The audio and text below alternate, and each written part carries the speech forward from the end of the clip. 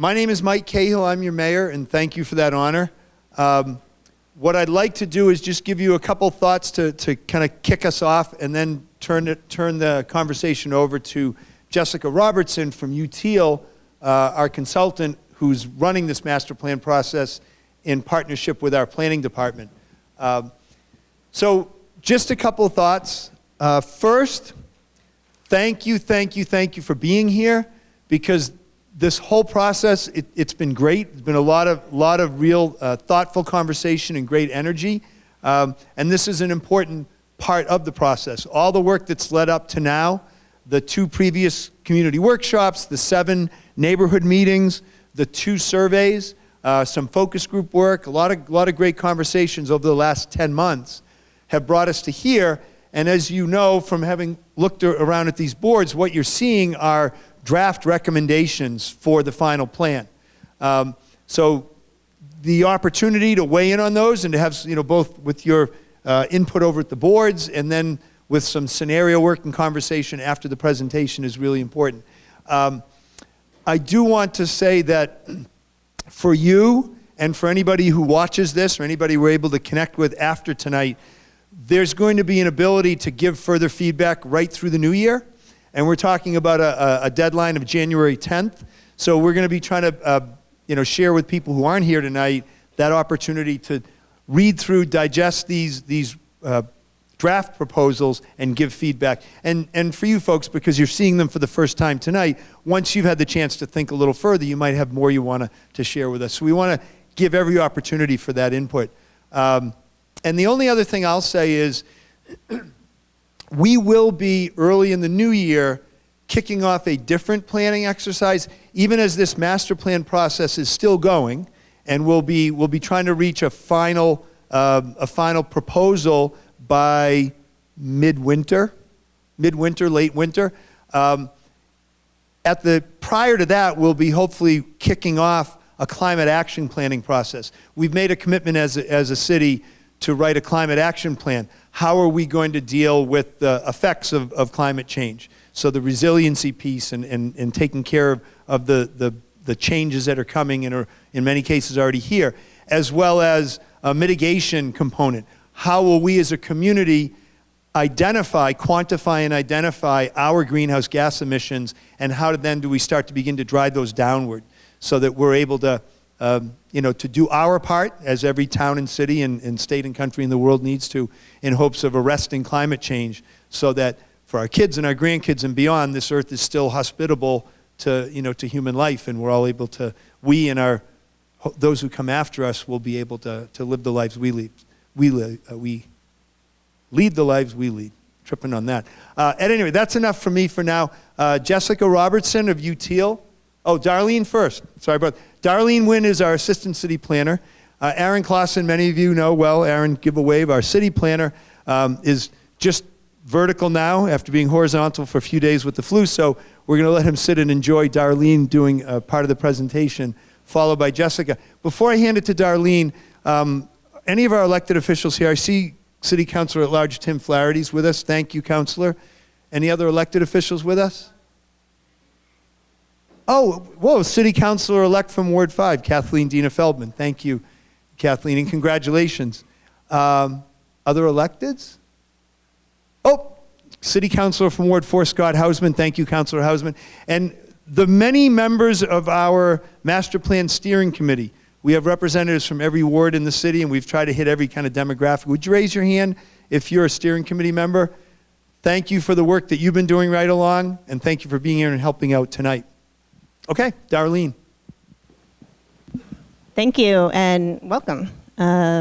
So just a quick overview of what we're going to do in this presentation. Just a quick question, for how many of you is this your first PlanBeverly public meeting? Just a couple of you. Great. We're going to, so a lot of you who might have seen some of the early stuff we're doing, but it's also being videoed. So for the benefit of the new folks and anybody watching, we'll go through a quick overview of what the master plan is and remind any of you who might not have been here since our first meeting in May. And then we're going to report back on some of the neighborhood meetings that we've had, Jessica's going to talk about some of the land use strategies that have been shown over here, and a case study, and then we're going to go into, after, well, a little bit of a discussion, we'll go into an activity in the back of the room. And as the mayor said, you will have more time to go back to these boards if you haven't had a chance to do that, so we won't kick you out. So what is PlanBeverly? PlanBeverly is what we're calling our master plan. It's a long-range plan, kind of sets the stage for the policy recommendations and programmatic activities related to planning and community development and economic development, guiding public policy for the next 10, 15, or 20 years. It's kind of a broad timeline. We're shooting for 10, but our last master plan we adopted in 2002, so it's been, what's that now, 17 years? So somewhere in that time frame. And it includes the process is important to us, so it's a citywide discussion where we're hearing a lot of feedback and input from all of you on all of these different categories that are part of a master plan, these are the 7 required categories of a master plan. They're land use, economic development, housing, mobility, cultural and historic resources, services and facilities, and open space and the environment. They're all interrelated and they all overlap in different ways. So we don't want to be stuck in these little silos, and you'll notice a lot of the recommendations, if you looked at them already, overlap as well. But one of the important things for us when we were setting the idea for this master plan was that this issue of this concept of sustainability runs throughout the entire plan. It's not its own category. It's very important to the city that we be environmentally sustainable, fiscally sustainable, and socially sustainable through the course of this plan and looking into the long-term future of the city of Beverly. So it's important to also understand that we've done a lot of planning in Beverly in recent years, and all of these plans are still good, and they're all being referenced and incorporated in the plan as we develop it. A lot of the strategies that came out of some of this work are on these pages as well. And some of the data, it was really helpful to have all this, to have the data that we could use and that UTIL could use to draft the plan as we're working on it. So this is the project schedule. It's changed a little bit, but we're probably like around here. This scenario planning public workshop, we did a lot of that in the neighborhood meetings. So we kind of pushed this third public workshop a little bit later. We're talking about recommendations and scenario planning. And we've had a lot of community outreach, which obviously many of you have been at, and we appreciate your effort in coming out to all these meetings. So we've had a number of public workshops, 7 neighborhood meetings. We've had an online survey and an online mapping exercise. We've had, as the mayor said, the master plan committee has met with us. And we've also done some focus groups and some outreach events. Some of you might have seen us at some of the events over the summer. And what we've heard, this is where we've collected all of our data and all of our input from you guys.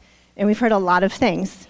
Sustainability, affordable housing, the importance of conserving open space, bikes. I mean, I could go on. You've seen it all on these boards. But we want you to know that we've heard you, and we're incorporating all of this public input. And UTIL has done a great job of kind of coalescing and combining everything and helping to create the plan.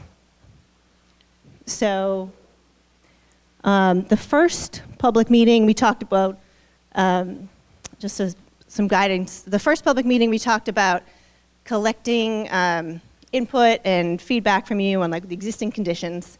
The second public meeting, we shared a lot of that information, the findings from that information with you, and also set forth some goals that would help guide the plan. And then we broke into these neighborhood meetings that really looked at defining some of the spatial elements of the plan, so that land use category. So I'm going to give you just a little feedback on a little recap of those neighborhood meetings. Good on time. So we had 7 neighborhood meetings. Hopefully many of you were at them. And just to kind of high level, so clearly the number one issue for us that came out of this plan is that housing is really like a key issue, affordable housing and the access to housing. We have these, and when we had the goals meeting, we kind of showed these slides for all of the categories, but right now there were a couple elements that really rose to the top that we talked about during these neighborhood meetings. And the first one was housing affordability. So our housing plan data shows us that more than a third of all Beverly households are cost burdened. So that means they're spending more than 30% of their income on housing. And on top of that, 17% of Beverly households are spending more than 50% of their income on housing, and that's what we call severely cost burdened. So these rising costs are making it harder and harder for people to afford to live in Beverly, and we know that it's important, and in order to help deal with that, we found in the housing plan that we need to create more housing. We need to find more housing available for all aspects, all incomes, all types of housing. The other issue that came up is that 80% of the city's budget is generated through property taxes. And generally, we can't increase property taxes. So it's really up to growth to help generate additional revenue to provide the necessary public services for the city, and also understanding that our state aid contributions have decreased over time and we're getting less and less money from the state government to meet our budget. So what we presented in these neighborhood meetings is that growth is necessary in order to keep housing affordable for Beverly residents, to support fiscal sustainability, and to ensure the success of the local economy. So having people in Beverly who can afford to shop in our stores, who can patronize our businesses, and help have a really lively and active community. So the question we asked is, how and where should this growth happen? So in the neighborhood meetings, we asked 3 questions. What areas of the city are best suited to accommodate transformative development? So this is development that would change the way that neighborhood or area looks today. The second question was, what areas of the city are best suited for targeted infill development? And we consider that development that doesn't really change the character or the sense of the place that's there. And then finally, where should we focus on protection of natural resources or preservation of the existing character? So just a quick overview. So these are some of the maps that came out of the in-person meetings. We also did the same exercise online. And so some of the, so this is the online, this is the output of the online. We had, let's see if I can do that, 467 unique users, over almost 1,500 total visits, and 210 comments. So it was kind of interesting and really interesting to see how that turned out. So some of the findings, there were really broad recommendations, and they also got really specific. So from keeping all the protected open space, from providing more senior housing, noting areas where village character is important. Again, a lot of these recommendations that came out of here, you see on the board, or the comments that came out of this exercise, you see on the boards, and will kind of fall into the plan. Oops. So generally, this map is really interesting. It shows all of the dots from all of the exercises, both the in-person and the online mapping exercise are all kind of combined to represent this map. And you can find that, so again, blue is the transformative development, orange are the areas for infill development, kind of small scale, little changes, and green is where people prioritize conservation. So this is the conservation and preservation map. You can see it's kind of all over the city, lots of different areas. Infill development was mainly around the MBTA station areas and industrial areas. So keeping those industrial areas as industrial areas is kind of what that means.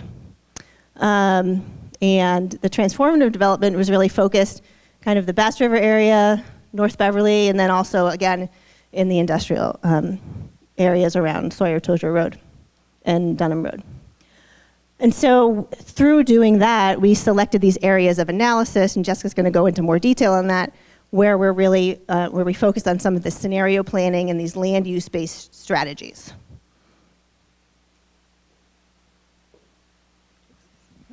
Thanks, Darlene. So as Darlene said, we got a lot of input through all of the neighborhood meetings and the online map about where different types of development or not a lot of development should happen. And so we took a deeper dive into some of those areas where we got a lot of those comments and thought a little bit more about, is that working? Yes. What does the current zoning allow, and does that match the vision that we have for what we might want to see there in the future? So we had a few strategies that we thought really applied to a lot of the different areas that we focused on. One was encouraging more mixed-use development near transit stations. So this is, first of all, one of the, there's been a lot of development pressure around transit stations. That is where there's a lot of demand for more people want to live in those places, but also it's good for everyone who already lives here because those people are going to drive cars a little bit less and cause a little bit less traffic on the streets. And of course, that's good for the planet too. So that's an overarching strategy. To go along with that, we think that in some cases, the city would be wise to lower parking requirements. So this isn't necessarily capping the amount of parking that a developer can build. They can still decide how much to build based on what the market, how many parking spaces people who live there actually want.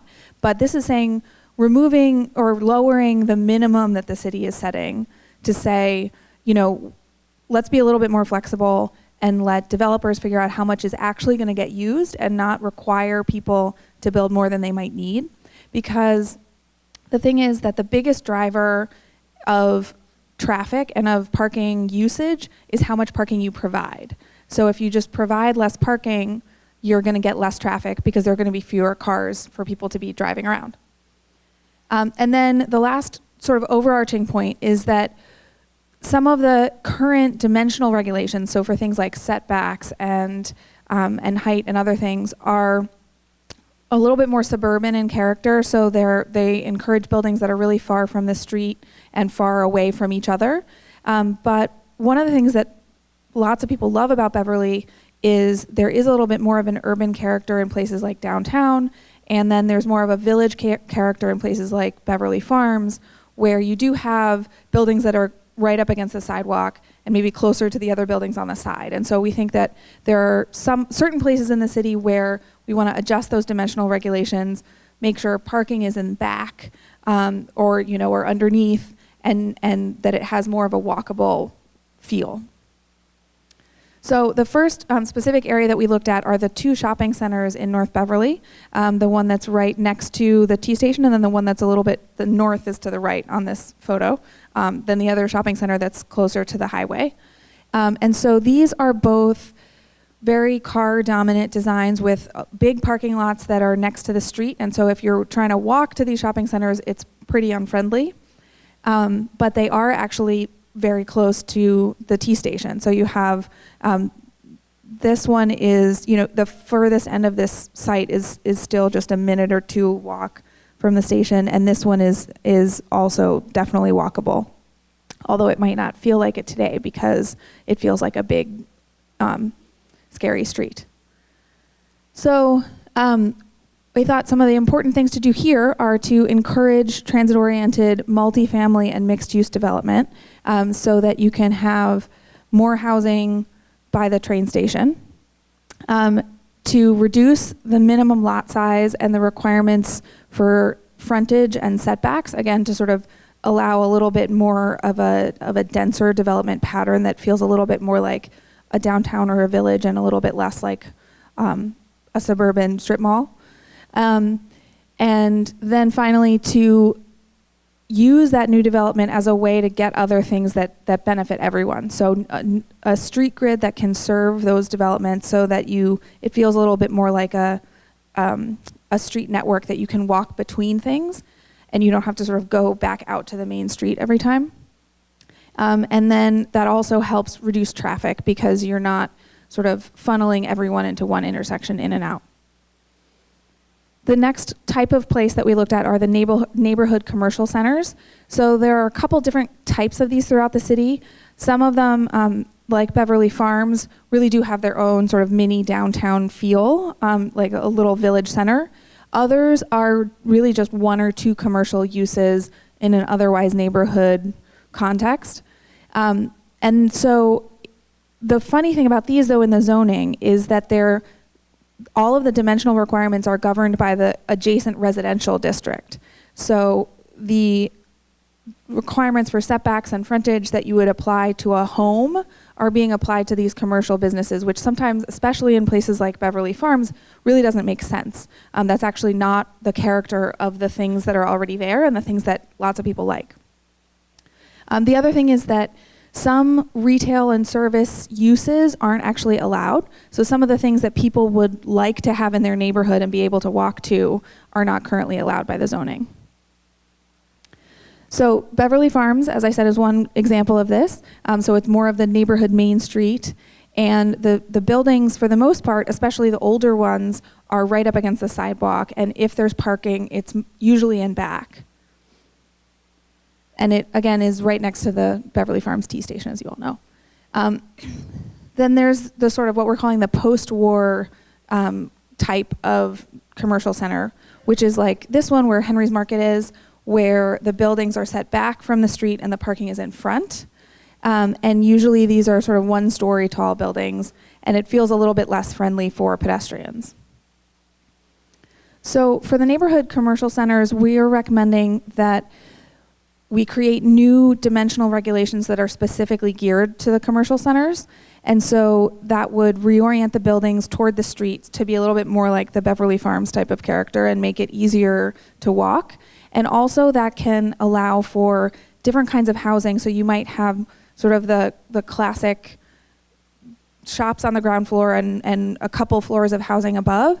That's important because one of the goals that we heard a lot about is creating different kinds of housing. So Beverly has a ton of single family homes, but if you are an empty nester and you want to downsize, or if you're a single person and you don't have kids and you want a smaller apartment, there aren't as many options for that. And the ones that have been built have mostly been in bigger buildings by the depot. And so we think it's important to allow opportunities for different types of housing to be built in different parts of the city.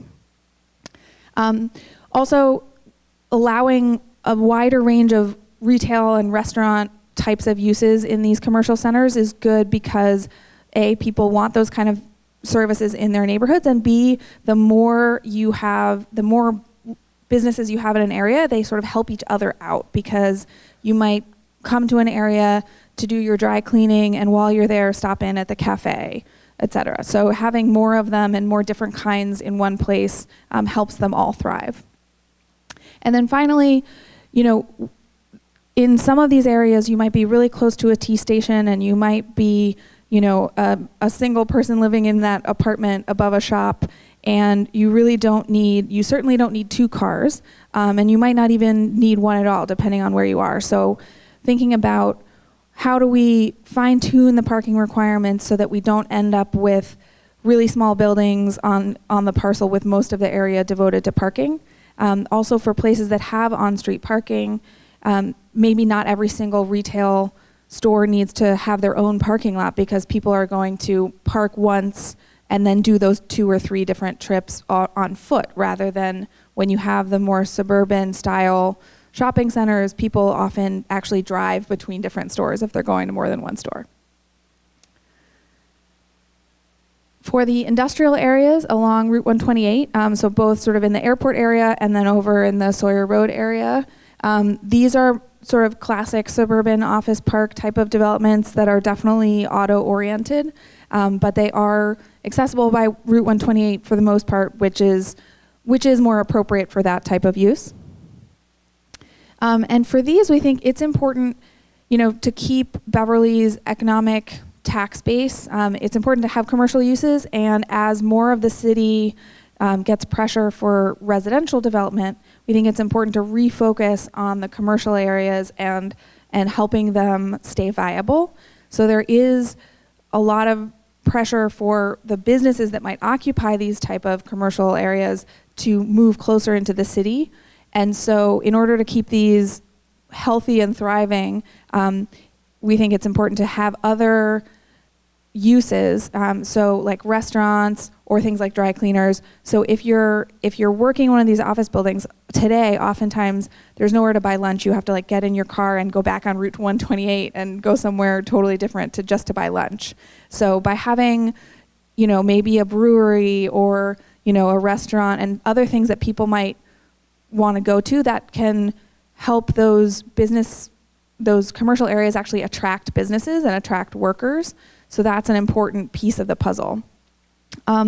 Also, again, allowing a little bit greater density and relaxing the parking minimums a little bit can help densify. So right now, if you might be restricted to how big of a building you can get on a particular site, but there might be demand for a bigger building, and that gets tough. So in order to allow these business districts to grow and help support the city's tax base, we think it's okay to densify them a little bit. And then for some of them, in particular the sort of Sawyer-Tozier Road area, again, if new development occurs, it can be helpful to build some internal streets to help distribute the traffic and make it easier to walk between the different things in the area. Then finally, as I said before, there is more demand for residential development in other parts of the city, and so, as some existing businesses might be looking to relocate, we want to encourage them to look at these areas that are already more commercially oriented. So downtown is a mix of the commercial district and some industrial areas that are in transition. And then it's sort of surrounded by the typical Beverly residential fabric. It's right next to Beverly Depot, as you all know, but the density is, the rules right now for building new buildings in downtown for many of the parcels are controlled by the residential district requirements that abut them. So again, you have this situation where if you have an empty parcel on Cabot Street and it's right in between two historic 4-story buildings that are right up against the back of the sidewalk and right next to the buildings next to them, you might not be able to build a building that matches those because your parcel is controlled by the 2-family zoning for the parcel behind you. So we think we should straighten that up a little bit and create a more consistent set of regulations for downtown that really sets out what we want to see without sort of creating the confusion that happens when you have multiple different zoning districts creating different rules for parcels that are right next to each other. So that's about getting sort of the rules in line with the kind of character that we actually want to see, and then it's also about just making it more transparent and predictable. So the process of proposing a development and the process of reacting to a proposal can hopefully be a little bit more straightforward if it's easier for everybody to understand the rules, and if people don't need to ask to break the rules as often because the rules just make a little bit more sense. We also think that there could be some updates to the design review and development review process that might help that as well. So currently there is the tall buildings overlay district along Rantoul Street that again is pretty complicated and might not be achieving what we wanted to achieve. And then also we heard a lot about historic preservation. And so right now the regulations say a lot about different dimensional requirements, but it doesn't say as much as it could about historic preservation and adaptive reuse, like figuring out ways to update historic buildings and add on to them, and so you can actually incorporate them into a new development rather than tearing them down. So there are some things we're hoping to add that can encourage that type of new development that makes the most of what's already there. And then again, consistent with the theme, thinking more strategically about parking requirements. Since there are so many things you can walk to in downtown Beverly, you definitely don't need a car for every trip. And it's right next to the depot, which has really good train service to downtown. So next is the Bass River. This is actually the last one we'll talk about tonight. And this has been the focus of a lot of discussion amongst the different community outreach activities we've done for this plan, but also in previous planning processes. A lot of ideas about how to re-envision this area, and this is where a lot of the transformative dots were in the neighborhood meetings. So right now it's an industrial commercial area with a few vacant parcels, and then some others that are perhaps not as heavily utilized as they could be, you know, a lot of surface parking, for example, despite the fact that it's right next to the depot. It's also right along the Bass River, but there's no public access in most of this area to the Bass River. So we are going to dive a little bit deeper into this one as sort of an example. So what we did was sort of explored in a more detailed way how new development might actually happen here. So the first thing we did was we imagined if we were going to redevelop this area, where might we put some new streets? So what you can see here, it might be a little hard to see in back, but there's these dotted red lines, which are the parcel boundaries. And then we thought, okay, well, you probably want the new streets to connect to the existing streets, and then you probably want a couple additional internal streets. And then you want a piece of open space along the Bass River. So the blue is sort of what you're left over for actual development area. So we took this piece, which is actually owned by National Grid, so it's probably not going to get redeveloped anytime soon, but we took this piece as sort of the average sized piece to draw through what it might look like if we redeveloped. And so this is an example of what that could be, thinking about having maybe some lower density housing next to the Bass River, having a nice open space with a pathway, and then maybe some denser development along River Street. And then also there's little pieces of red here that you might be able to see, having some retail or restaurant, other types of commercial uses along River Street and in key places along the new park. So those are just some examples of what those densities might look like. And so that ends up with, this is just a little summary for the zoning nerds amongst you, but about 44 units per acre, or a sort of total FAR of 1.2-ish.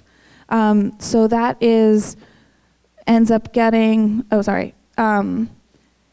so this is if it's all residential, but then we also tested what would happen if we had an office building. The thing about the office is that those typically require more parking in proportion to the amount of floor area. So, but it does still work, and you could still get some lower medium density and then more of an apartment building style, and sort of get a mix of different things here. And that's the total FAR ends up, floor area ratio. The total amount of development ends up being kind of the same. It's just sort of distributed differently. So this might, if you're looking at these two pieces, which are probably the more likely ones to develop in the near term, that could potentially be up to 380 new units if we did the all residential scenario, if there were no office buildings here. So just as a frame of reference to think about how much development we might be talking about. So in terms of how to restructure the zoning to allow something more like this, first of all, just allowing mixed-use commercial and multifamily, mixed-use residential and multifamily development here, which currently it's a commercial and industrial area. And that's really in line with the overall strategy that we've been talking about concentrating new residential development near the train stations. And then again, thinking about the dimensional regulations that give it more of that downtown character, to be more consistent with Rantoul Street and Cabot Street. So having buildings that are next to the sidewalk and parking is underneath or behind.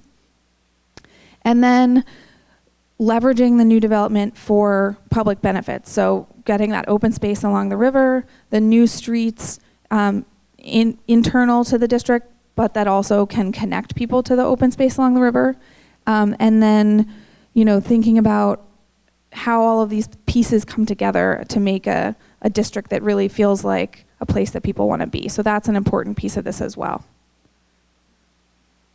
So just as a summary, this is the map we saw before, and so the orange are the places where we're thinking a little bit more strategic infill. So enhancing the ability for commercial uses to go in our current industrial commercial districts, and allowing some good contextual infill in downtown, but then a little bit more transformation in North Beverly and along the Bass River. The neighborhood commercial centers having more of the infill complementary type of development as well. So in addition to those place-specific strategies, there are a lot of things that you've probably seen on the boards, but just to summarize some of these sort of land use related strategies that are cross-cutting. Talking about allowing accessory dwelling units. They are currently allowed, but only for a family member. So this is like if you put an addition on your house or create a new unit within your house. Currently you're allowed to do that for a family member, but this would be to allow it for just to rent it out. And that's, again, a strategy that's really geared towards creating different types of units and different sizes of units, and to have just a little bit more variety in what kind of housing we have here in Beverly. Encouraging adaptive reuse of historic structures. So the idea of converting the great estates, we've heard a lot about that, and that's part of it, but thinking more broadly about adaptive reuse. And as I said, more different types of housing, and specifically encouraging it more around the train stations. And allowing more senior housing and more artist space. And then the flip side of all of this is that we actually don't want to see a lot of new development in the other parts of the city. So there are Beverly is lucky to have a lot of protected open space, but there's also a lot of open space that's not protected, and land that's green now that people might think is protected parkland, but it's actually not. And so, it could tomorrow turn into a subdivision, but we don't think that's really what Beverly needs. That type of development has a much greater environmental impact. It has a much greater traffic impact. It has a much greater impact on the city budget. And so we really want to discourage that type of development and focus development in the areas that have those services and have those amenities and have all the other different things that can support it a little better.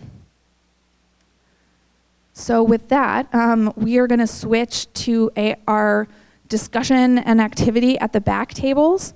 So I'll explain a little bit about what we're doing, and then everyone can go up and pick a table at the back, and we will have city staff and the master plan committee members there to help facilitate and explain the activity. So what we're talking, and the activity at the back, we're talking specifically about the Bass River and North Beverly areas, and thinking about how new development can be possible to generate community benefits as well. So some of these things that we think of as community benefits are new streets, new open space. The city does have an inclusionary development policy that says 10% of your units need to be affordable, but we could ask for more than that in some cases, not always, but sometimes. That's definitely a community benefit that we've heard a lot about. And then also thinking about net zero construction, so building new development in a way that has a much lesser environmental impact, which is something that is very much possible, but is often a little more difficult or a little bit more expensive than sort of the standard way development happens. So that's something that isn't going to happen automatically. The thing is about all of these benefits is that they cost money. They have an impact on either the amount of land that you have to develop, like if you're creating some open space, that's usually taking away some of the land that you might have wanted to develop. And then some of them are just more expensive. So if you're building more affordable units, you have to cross-subsidize them by either building more market rate units or just having more expensive market rate units. And then, of course, if you're building new streets or if you're building new open space, that's a cost for the developer that they aren't making a return on. So for all of these things, the development has to be able to support them, or else it's just not going to happen, right? So if you put too many demands on the new development, then no one's going to actually take that deal. They're just going to walk away. And especially in places like North Beverly, where you have existing retail businesses, that it takes a little bit of incentive to get those things to be redeveloped. If you have a site, like some of the sites in the Bass River are just vacant, so that might be a little bit easier.